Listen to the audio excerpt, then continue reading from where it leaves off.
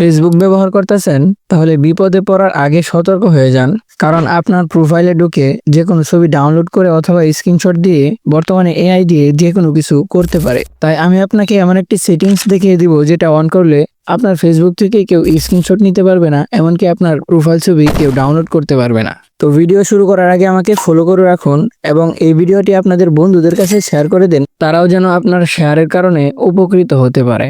তো এই সেটিংসটা করার জন্য শুরুতে আমাদের ফোন থেকে ফেসবুক অ্যাপ্লিকেশনটিকে ওপেন করে নিতে হবে। ফেসবুক অ্যাপ্লিকেশনটি ওপেন করার পর এখান থেকে আপনাদের প্রোফাইলের উপর ক্লিক করে দেবেন। প্রোফাইলটি ওপেন হওয়ার পর এখান থেকে আমাদের যে প্রোফাইল ছবিটা থাকবে এটার উপর ক্লিক করে দিতে হবে। তারপর এরকম কয়েকটা অপশন চলে আসবে। এখান থেকে নিচে দেখেন turn on profile picture guard, তো এই অপশনটার উপর ক্লিক করে দিবেন। এখানে ক্লিক করে দেওয়ার পর এরকম অপশন চলে আসবে। এখান থেকে নেক্সট অপশনটার উপর ক্লিক করে দিবেন। তারপর এখান থেকে সেভে ক্লিক করে দিলেই আপনাদের প্রোফাইলের গার্ড অপশনটি চালু হয়ে যাবে। তো এখন যদি আপনার ফোন থেকে কেউ স্ক্রিনশট নিতে চায়, তাহলে কিন্তু এখান থেকে কেউ স্ক্রিনশট নিতে পারবে না, এমনকি আপনার প্রোফাইল পিকচারটা কেউ ডাউনলোড করতে পারবে না। তো এভাবে আপনারা সেভ থাকতে পারেন।